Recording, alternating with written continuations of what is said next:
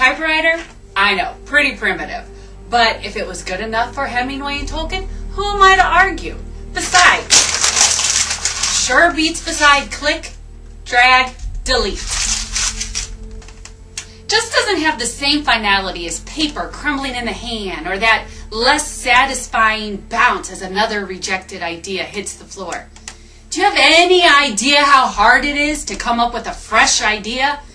How many variations of Scrooge, or how many tired out monologues of old Bible characters walking around moaning, "How long is it going to be?" or "We just don't understand."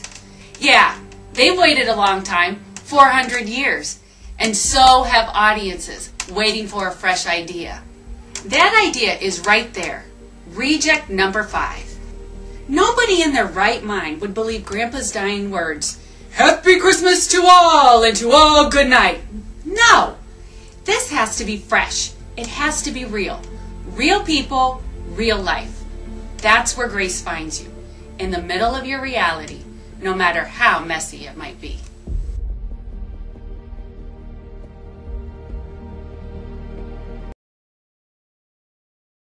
I need to create a family. Not too original, but it's something I can work with. Let's see. A dad and a couple of kids. Those can be fun. And it's a lot easier to make a dad insecure.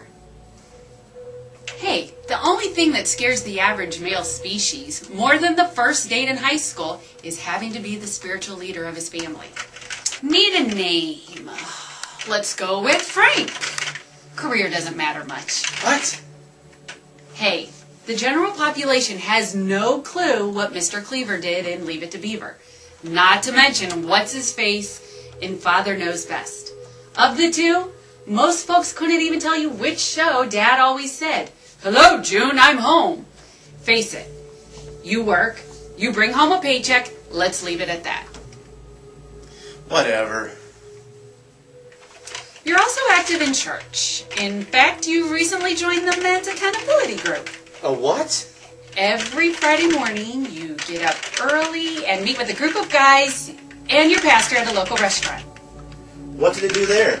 The usual, tell guy stories, talk sports, and of course, answer the pastor's questions. And what does he ask? He asks the leading spiritual questions that allow you to confess to the group what a spineless spiritual schmuck you are. That's not very nice. You're a character. Get over it.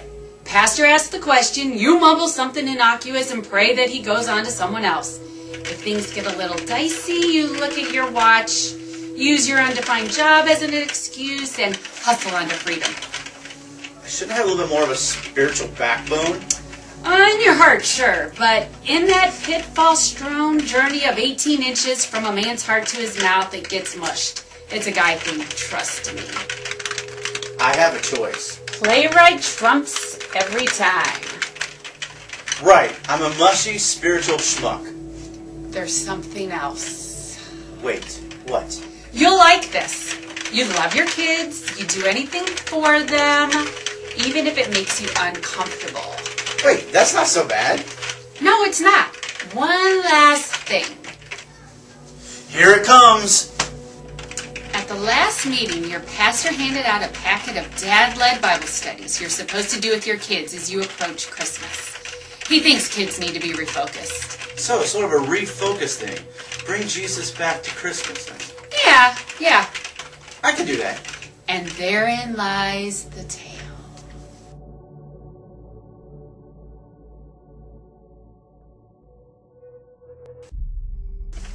Okay, let's get Frank set up. He's in the living room. In a chair. Let's make it his favorite chair in front of his big screen TV. It should probably be one of those sloppy, ugly recliner things.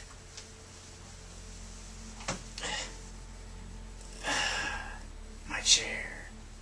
Frank's been known to sit like this for hours. I can't hold this forever. Realizing his children will appear in a moment, Frank sits up, opens the family Bible study packet his pastor gave him. Wait, I'm not doing that again. As Frank studies, his children appear. Average family, let's make that 2 kids. Boy, girl. Make the girl a little older. Yeah, that allows for all that annoying younger brother comic stuff. Let's put her in middle school with, I've got it, a phone. Yes, we have a child who lives or dies by the text message. Oh, he is so cute, and he texted me. I've got to tell Samantha. Great. Character names. Let's say Frank's wife had to be cute with the names. How about a couple of D's? Devin and Derek. I can pretty much tell where Devin's headed. Derek, he's younger. Duh, what else? A pre-teen gamer. Now, if a certain playwright was really mean, I'd have Frank restrict his son to old school games played on antiquated equipment. Oh, man. As if fatherhood isn't difficult enough. You're right. New game it is. Cool. Frank now arrives at the moment he most dreads. Great. Why don't you just put me in a state penitentiary? I can hear him now. Dead man walking. Frank vents his frustration. Hey kids, let's talk a minute, okay? Come on, Dad, I'm rocking this level. Dad, I'm busy. Kids, let's just take a minute together here. Come on. Go, go, go, go. Still busy. Frank finds the remote control by his chair. Thank you. With a masterful two-handed move, Frank flourishes his imaginary remote to turn off the imaginary TV and take the imaginary phone out of Devin's hand. Come on, Dad, why'd you do that? Dad, this is so unfair. Listen, I'm sure I saved you for some untimely death, and you'll be glad to thank me later. And as for you, young lady, what's with all these abbreviations? What are you, some Navajo wind speaker? Anyways, do I have you guys' rapt attention? Is this a multiple choice question? Remember, I told you guys that we want to help our pastor with this Bible study. We? Yes, plural, as in, well, you have no choice, okay? So here's what's going to happen. Points are going to be rewarded for any of those who participate and show a positive initiative during this process here, okay? Translation? Cooperate and the torture ends sooner. Well said, Dev, well said. Now, let's go, shall we? All right, let's see. Pastor says here, the idea is to go through different parts of the Christmas story each day. He said we should only talk to our kids and get them involved in the story. All right, let's see here what he says for today. Imagination and visualizations are important, and sometimes understanding the aspects of the learning process. Say to your children, imagine that you're a sheep. A sheep as in Mary had a little lamb? Apparently, Bah. you did this to me.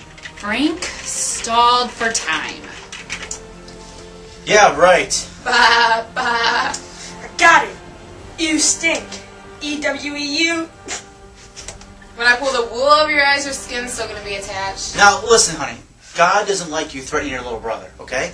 Wait, I've got a better one. Bah, humbug. Would you cool with the sheep jokes? Listen, look. When Pastor wrote this stuff, he really didn't have you guys in mind. I mean, let's think about it. Most of the guys who are in my accountability group have a lot younger families. But anyways, you guys know where we're headed from here, right? Sure. Sheep, shepherds. Angels. He does not get points for that. Just saying. Bah. All right, look, let me tell you something really cool that the pastor taught us, okay? Listen, do you guys know what the translation for the word internet is in, like, French, German, or Romania, or Vietnamese? This comes from the person that can never get their order straight at Taco Bell drive-thru. Listen, humor me. Points. I want points. Okay. Tell me how to translate the word internet in whatever language you said. Okay, listen, ready? Drum roll, please. Internet! Now, what exactly do you just do with these Fridays breakfasts? Listen, centuries ago, the word angel came to us from the Greek language. It's just like the word internet has gone into other languages. You see, the Greek word angelos meant messenger, with which we get the word angels. Can I have my phone back so I can agilos, my friend? No, listen here. One more question. Just answer Jesus. Jesus is always the right answer. Sunday School 101. When in doubt, say Jesus. Man, breakfast is going to be interesting this next Friday. My phone? What's the first thing angels almost always say when they appear to dwellers on the earth? Oh yeah, I've got this one in the bag. Gurjaburga Buffalo Burglar. Better cut that. Nobody will ever get sci-fi movie joke from the day the earth stood still. For all the marbles and the phone, the answer is... And lo, the angel of the Lord came upon them, and the glory of the Lord shone around them. I had to memorize this last year for the choir program. And they were sore afraid. And the angel said to them, fear not. It's fear not! Very good, Lee. Here's your prize.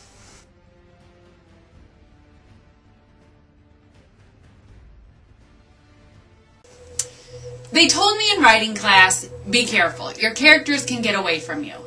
Up until that last scene, I was never quite sure what that meant. This scene, I will try to do it a little better.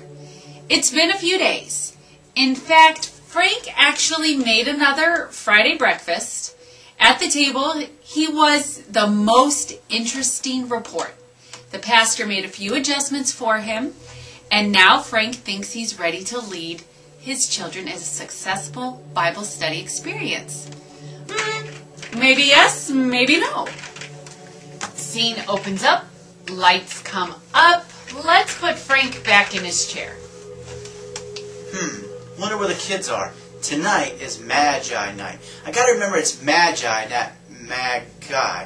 Spelling must have been very difficult in the Bible times. Now let's see. Devin, Derek, your presence is requested in the den. Dad obviously needs to up his game. Derek, I know you're logging. I'm going to get on there and play like you. I'm going to be a dork, and I'm going to kill off your guys. You have to explain yourself to all your friends. I consider this a personal challenge, and I'm sure if I kill off all your guys, that would mean you would have to start all over again. No, don't touch anything. I'll be there in a minute. One down. Now, creativity. Here we go. I wonder, should I stick to the tested tool of parenting or the direct threat? Hey, Dev. Dad here. Would you like to keep your phone? Question mark. 1098 send.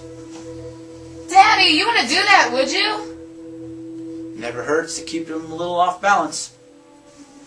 Well, isn't the cheerful little learners? Well, you put court-ordered ankle bracelets on it, you can know where we were 24/7. Don't give him any ideas. And, you know, you were excited to help out Pastor Gary, right? And he has put something special together just for you guys. Like me to text him thanks? Can he read cell phone Navajo? I can spell. Would you like to pull out your last English paper? Dev? Snitch! You keep out of my stuff. It was just a misunderstanding between me and a teacher. Actually, you know, I already heard about it. See, there's this archaic mode of communication between adults. It's called email. It's a lot like, you know, the cell phone. Navajo found its way, though, into the paper. An English paper, Edgar Allan Poe, for Evermore. Can we get on with whatever we're doing? Yes, good point. Let's go ahead. Let's go ahead here now. Bye. Put a cork in it, okay? Today, we're going to imagine that you are a camel. Absolutely refuse to. Okay, anyways. Let's put the joking aside, okay? Today, English papers and your noises are set aside. And we're going to, actually, Pastor done something a little bit different this time. He's decided to see how much you guys really know about the Christmas story. A test in a church? What type of church is this? Hey, look, Pastor took the time to write this stuff out. So the least you guys can do is just give it your best shot to answer them. Now, remember, instead of doing this, we could be doing like the other little kids are and taking the little shoe boxes and making a diorama out of it with Christmas card cutouts, you know? That sounds like fun. Hey, Dad, just kidding. Remember the last thing I did for my American history? Oh, yeah, I remember. The teacher couldn't tell whether it was Gettysburg Address or Washington crossing the Delaware. Heck, there's only so much you can do with Play-Doh and Legos. Questions, please. Okay, all right, here we go. Ready? Pastor wrote these questions, and he actually had me answer myself when we were at the Bible study. So you may be surprised at some of these answers, okay? I'm ready. Shoot. All right, here we go. First question. How many wise men were there? Oh, that's easy. Duh. 3. That's how many there were in the pictures. Wrong. Have you been reading out of those weird translations? No, the Bible does not say that actually how many there were, which brings me to my next question. Were the wise men at the manger? Sure. I mean, every pageant we've ever done, the wise men were like knocking over the shepherds to like get to the manger. No, wrong again. Actually, they came a long time later. In fact, the Gospels say that they referred to him as a child, not as a baby. But what about King What's-His-Face or something, and the slaughter of all those babies? 2 years and younger. That's right. Some say that's a clue. Now, next question here. Did the wise men see the star at dusk or dawn? Ah, you're asking me a science question. I'm really not sure what dusk means, and the story says that the star was east, so I'm going to go with dawn. Is that your final answer? Yes, it is my final answer. Depends. You giving away $1 million? When was the last time you asked me for more money? Point taken. You're broke. Wrong again. See, they were in the east. If you still be traveling in the right direction, they had to see the star in the west. Are we done yet? Almost. Here we go. Last question. What were the gifts? Easy one, I got this one. Gold, myrrh, and something, and Frankenstein. You know, with that last answer, I bet people would actually pay to see your diorama of this scene. Do you realize it was frankincense and not Frankenstein? Details. Now listen, each gift that they had actually symbolized something. And do you know what they symbolize? Here, I'll tell you what, I'll help you guys out here. I'll give you the hint on the first one. Gold symbolizes Jesus as king. That's cheating. You took the easy one. Do we just go ahead and cut to the chase? Absolutely. I'm afraid of what Boy Wonder over there is going to do with Frankenstein. Forevermore. No, listen. It's nevermore. The quote from the Raven was nevermore. Really? Frank now searches deep within himself for inner strength to resist the urge to do bodily harm to his children. Thank you. I needed that. Alright, listen. Myrrh was associated with embalming, which brings us to the point of the sacrifice, the atonement death of Jesus. Now, frankincense is the incense they used to burn inside the temple, which represents the Jesus as our high priest. Whatever. Deb, honey, listen, okay? Listen, we're almost there, okay? What did the wise men expect to see, and what did they really find?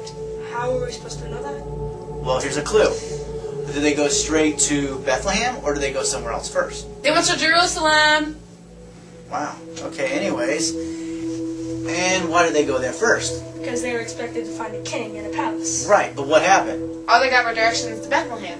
Right, here's my favorite quote, okay? If they would have gone to the palace, they would have found a newborn baby. Do you think they would have worshipped? I bet you they would have said they would give him gifts, and they would give him Arrivederci. Arrivederci. When did you learn anything in Aramaic? Alright, let's focus, kids. We're almost there. Okay. Now, I didn't know this until the pastor pointed this out. But, with the wise men living in the east, the wise men saw the star in the what? The west. The west, that's right. But, did the star lead them across the desert like all the Christmas cards show us? Since you're asking, I'm guessing no. Right. See, they saw the star in the east when they were traveling to Jerusalem, but because it was an obvious place for the king to be. Now, do you realize what the people teach that? I bet you can't wait to tell us. When they departed Jerusalem, the Bible says that the star then reappeared. And they couldn't have a miracle like that if the star had not disappeared in the first place. Now, God used the reappearing miracle in the sky to bring them to a humble place, an unexpected place. The most natural thing for them to do was to bow and worship.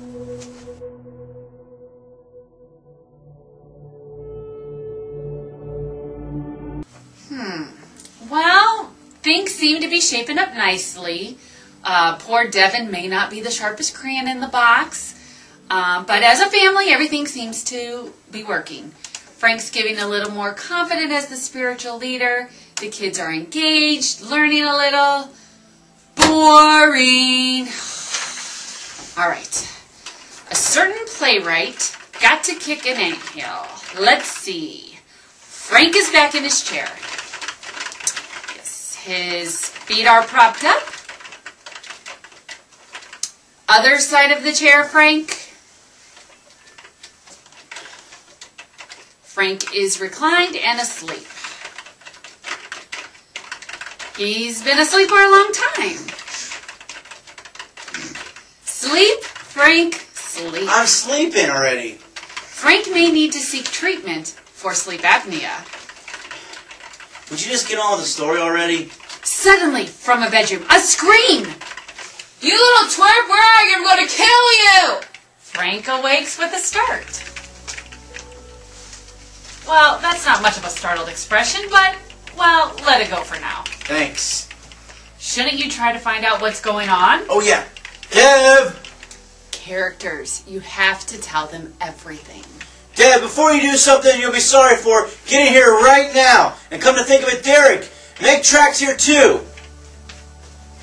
Dad, cut his allowance, put him in a straitjacket, lock him in the closet with nothing but food or water, and you can even throw away the key. Whatever it was, I didn't do it. But if I did, I have a good excuse for it. No, better yet, she drove me to it. Okay, listen. Let's go back. Let's bring this thing down like a few decimals, like under headbanger level. Twerk boy hacked my Facebook account. Did not. You didn't upload baby pictures of your sister again now, did you? I wish. That would have been funny. But let's cut to the chase. I'm innocent for once.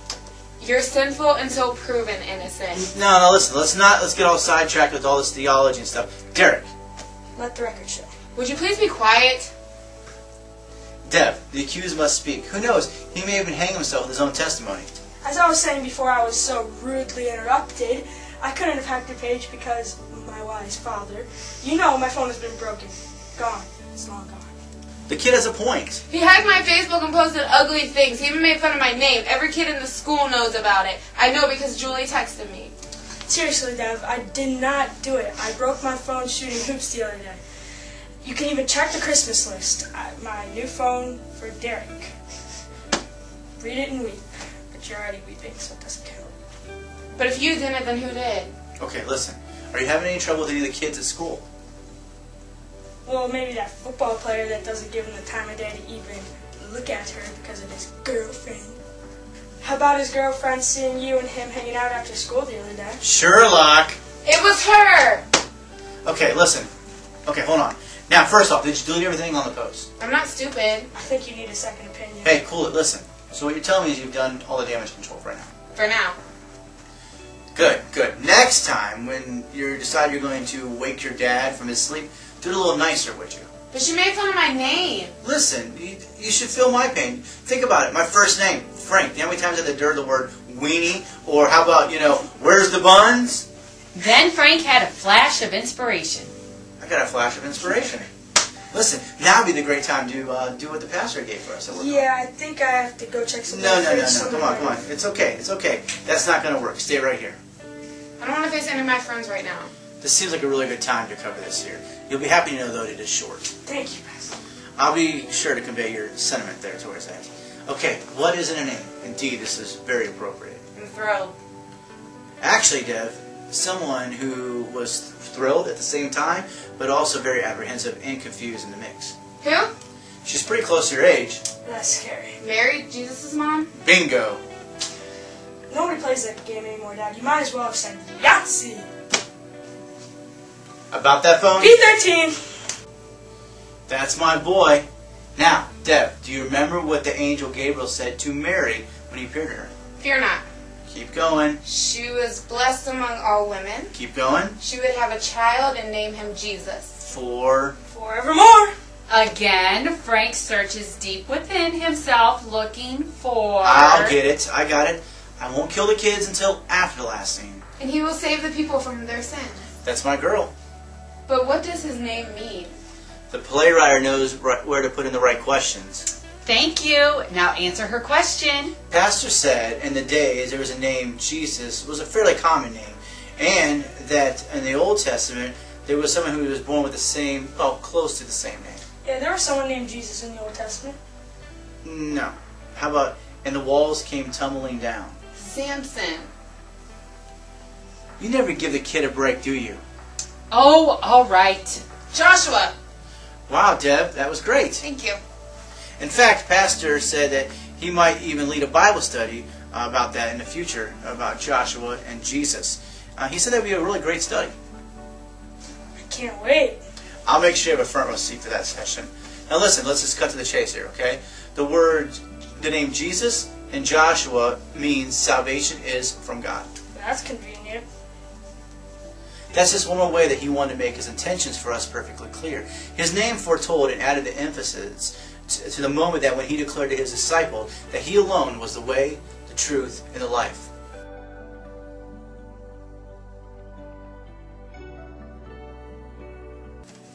Well, I'm almost to that point of typing those two words that authors and playwrights most love to see, besides their name on the royalty checks. The end. But before I type them, I'd like you to think about something. Remember when I told Frank, playwright rules? Well, think about this. In the book of Hebrews, Jesus is referred to as the author and the finisher of our faith. I can tell you from personal experiences, his great desire is to be at the heart of your life, penning a story started in eternity past that will continue on after this scarred, tired world has long been put away. You see, some would say it starts with the writing of your name in the book, his book, the Lamb's Book of Life. I tell you the truth, there is only one way to get your name so carefully inscribed in crimson. And the Word of God makes it clear. Angels rejoice as name after name fills the pages. They wait to celebrate over you as well. Indeed, there is only one playwright, the author who finishes what he starts and who will rule for eternity. He's written a part for you. Are you ready to take your place on his stage of life?